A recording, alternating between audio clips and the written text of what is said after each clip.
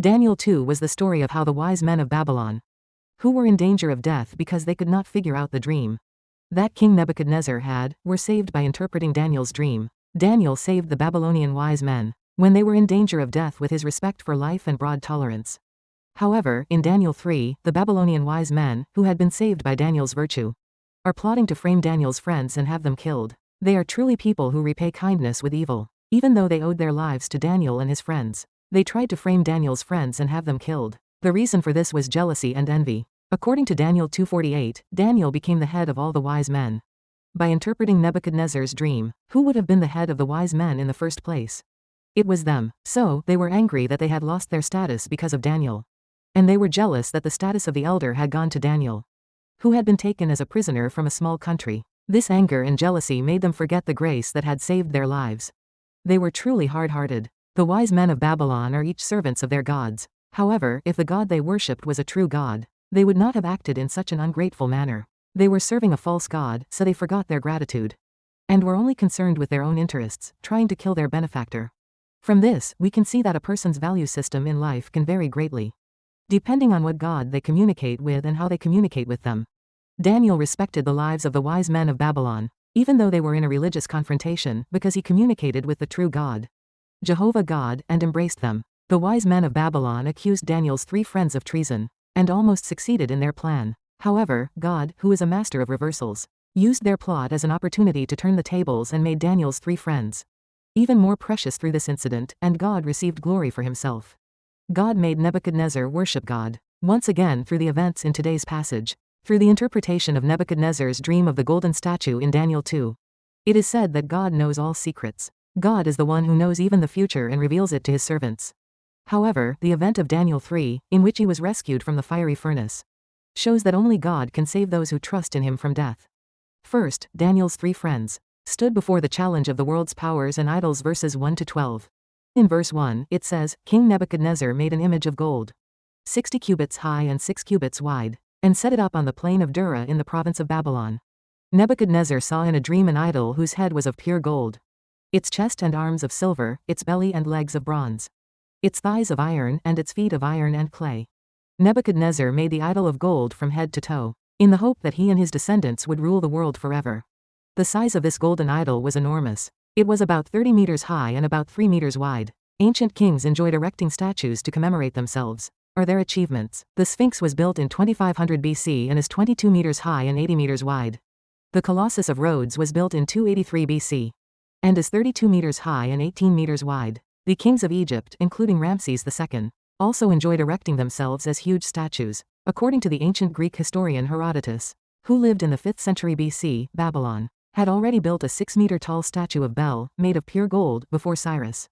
So it was not so strange for Nebuchadnezzar to build a huge golden statue, based on the idol he had seen in his dream. This golden statue was said to have been built on the plain of Dura in Babylon. Nebuchadnezzar built his golden statue not far from his palace. However, the fact that King Nebuchadnezzar made a statue of himself means that he is a god. Ancient kings were sometimes considered gods. When they went to war, they thought it was not a battle between countries, but a battle between gods. King Nebuchadnezzar conquered the world and created a great empire, so he must have thought he was a god among gods. Now that he had created a statue of a god, he had to worship the god. So King Nebuchadnezzar sent people to summon the highest-ranking officials of the empire. So he sent people to attend the dedication ceremony of the statue he had built. This was to draw out the loyalty of all his subjects, and to gather the strength of the empire. When the king's order was given, governors, officers, administrators, counselors, treasurers, judges, and legal experts, and all the officials of the provinces stood before the statue of Nebuchadnezzar, the king who had built the statue, verses 3 and 4. In today's text, Daniel's 3 friends are mentioned, but Daniel is not. The reason is that Daniel was at the royal palace at the time, and he had to stay there and take care of the king's affairs while the king was away. Now, the herald cried out loudly, in verses 5 and 6, as soon as you hear the sound of the horn, flute, zither, lyre, harp, pipe, and all kinds of music, you must fall down and worship the image of gold that King Nebuchadnezzar has set up. 6. Whoever does not fall down and worship will immediately be thrown into a blazing furnace. When the herald's proclamation was finished, all the musical instruments played loudly, and all the people gathered there bowed to Nebuchadnezzar's golden statue. The original text of the phrase bowed down here means repeatedly bowing down. He did not bow only once, but did so repeatedly. The king was pleased to see this. seeing the huge number of people moving in perfect unison at his command. He must have been pleased with the pride he felt in knowing that he was superior to anyone else in the world and was on par with God.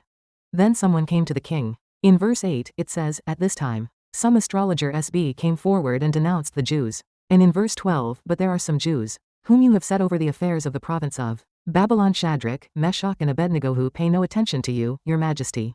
They neither serve your gods nor worship the image of gold you have set up." Shadrach, Meshach, and Abednego are trying to live by obeying God's word. But the world is pressuring and threatening them, saying that they will throw them into a fiery furnace. This is the most typical challenge in the world's challenges. You should compromise like everyone else. They are asking you to give in. They are asking you to surrender. Otherwise, they are threatening to throw you into a fiery furnace. They are threatening to fire you from your job, to shut down your store, and to penalize you. In particular, at the end of the world, there will be a great war that will greatly destroy nature, and the environment and the world will fall into chaos due to extreme famine. At this time, they will advocate for a single world government, in the name of restoring order and promoting world peace. In other words, they will unite all the countries of the world into a single world government that will govern them efficiently, making the whole world peaceful and stable. Then, the leaders of each country will join the single government to overcome extreme famine and disasters. And then, for the efficient governance of the single government, they will receive verichip tags on their foreheads or wrists, which will serve as identification cards for all the people of the world. And all the world's religions will be unified to create a single religion. And the world's Messiah, the leader, the Antichrist, will be worshipped. All those who accept this ruling system and worship will receive a verichip tag that will allow them to receive protection and privileges. Those who receive the tag will live a little more comfortably, but those who refuse the tag will be in great trouble and hardship.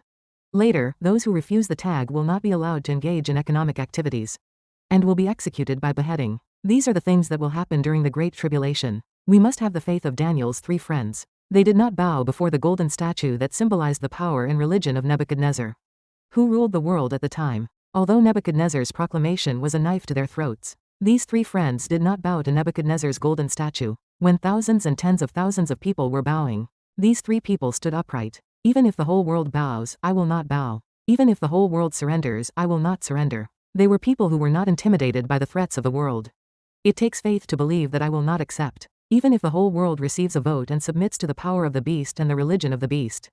It takes faith to believe that I will die if I die. If you die, you will be ranked among the martyrs. If you live a life of hardship in hiding and survive without receiving a vote until the end, you will enter the ranks of those who have triumphed through faith.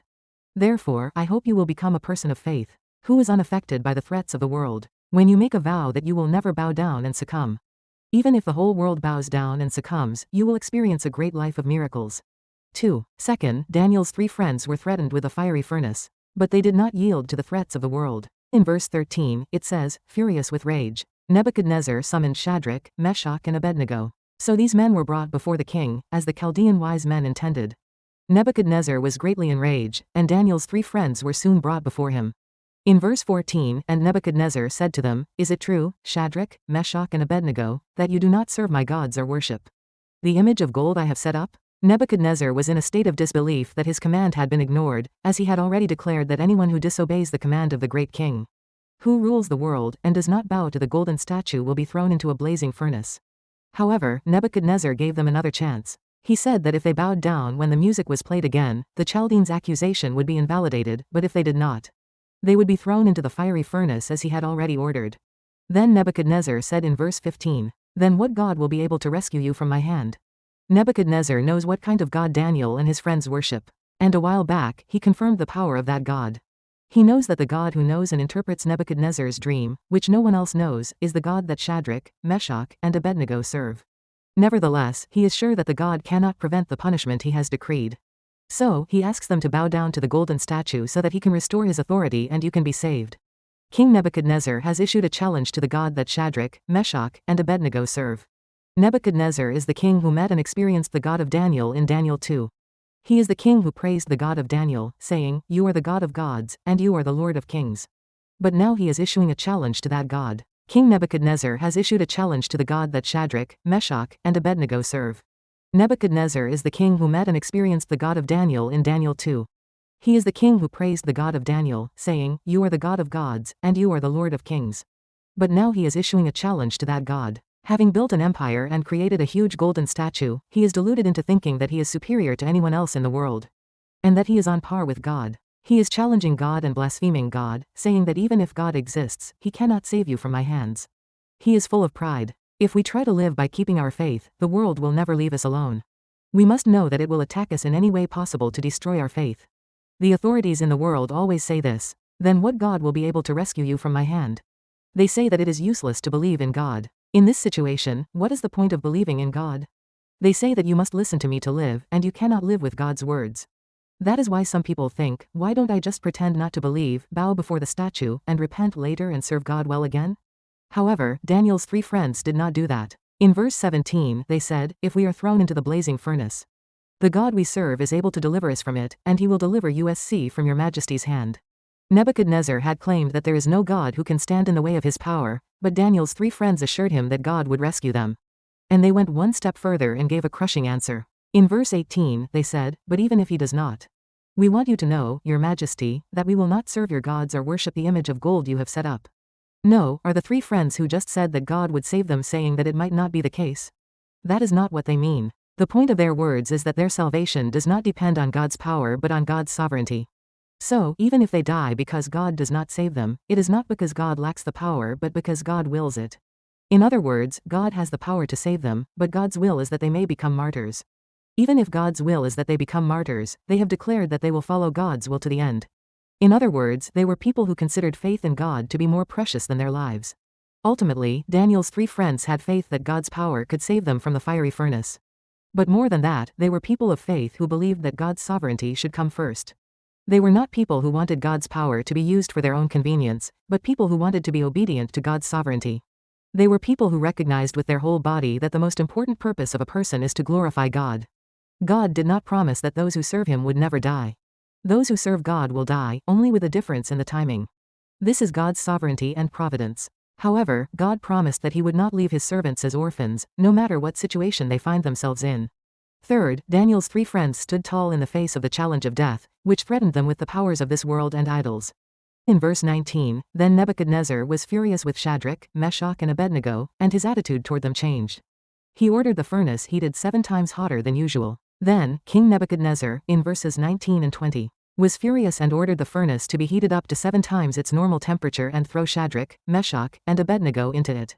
No matter how hot it was, the soldiers who bound them and threw them into the fire were burned to death. The 3 were bound and thrown into the blazing furnace. At that moment, King Nebuchadnezzar was startled and jumped up from his seat. 4 men, who were not bound, walked through the fire, and not a hair of their heads was burned. God sent his angel to keep them in the midst of the burning fiery furnace. God was with them, and the fire had no power over them. So the 3 men who had been thrown into the fiery furnace walked along in the flames, and their ropes did not burn. And what is even more surprising is that the person who threw them in was 3 people, but 4 people were seen in the furnace.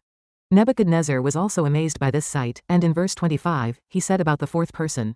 He said, look, I see 4 men walking around in the fire, unbound and unharmed, and the 4th looks like a son of the gods. The king was so amazed by this sight that he got up quickly. They were mocked and despised until a moment ago, but from now on they will be men of faith. Apparently, 3 men were thrown into the fire, but he saw 4 men walking around. And the 4th man looked like the son of the gods. It vividly showed that God was with them. And he was thrown in with his bonds tied tight, but the bonds were untied and he was walking around freely. And he saw that the fire was 7 times hotter than usual, but he was not hurt at all. This is the blessing that those who believe in God and walk with him can experience. When we are with God, all our bonds are broken and nothing can harm us. Just as they walked freely in the fire, we too can walk boldly in the midst of difficulties. Without giving up or becoming discouraged, and we can walk with true freedom. It is the Almighty God who protected Daniel's 3 friends in the fiery furnace without burning a single hair on their heads. I believe that this God will protect us from the flames of materialism, the flames of pleasure, and the flames of syncretism, pluralism, and political correctness that are blazing fiercely today. Therefore, I pray that you will have pure faith and absolute faith that will not bow to the golden statue. Even if it does not do so, like the 3 friends of Daniel. In front of this amazing sight, Nebuchadnezzar said in verse 26. Shadrach, Meshach and Abednego, servants of the Most High God, come out. Come here. They came out of the furnace in verse 27. They saw that the fire had not harmed their bodies, nor was a hair of their heads singed, their robes were not scorched, and there was no smell of fire on them. When the 3 friends of Daniel came out of the fiery furnace, the people who gathered saw that the fire had not harmed their bodies, their hair had not been singed. Their robes had not changed in color, and there was no smell of burning. Strangely, only the ropes that had bound them were burnt. People try to avoid the fire, but they end up losing their freedom. They give up their faith to please the people and fall into the trap of Satan. However, those who have made up their minds to jump into the furnace to keep their faith will gain freedom. They meet the Lord in the furnace and experience miracles in the furnace and are saved. People who are afraid of the furnace lose their freedom. People who are afraid of the furnace lose their freedom. People who are afraid of the furnace lose their freedom. But those who are determined to jump into the furnace to keep their faith will gain freedom. They will meet the Lord in the furnace, experience miracles in the furnace, and be saved. That faith is revealed in front of all people and they are recognized as God's people. The cords that had bound them in the furnace were cut, but the cords of love were strengthened. True friendship sprouted in the furnace and they formed a strong community of love.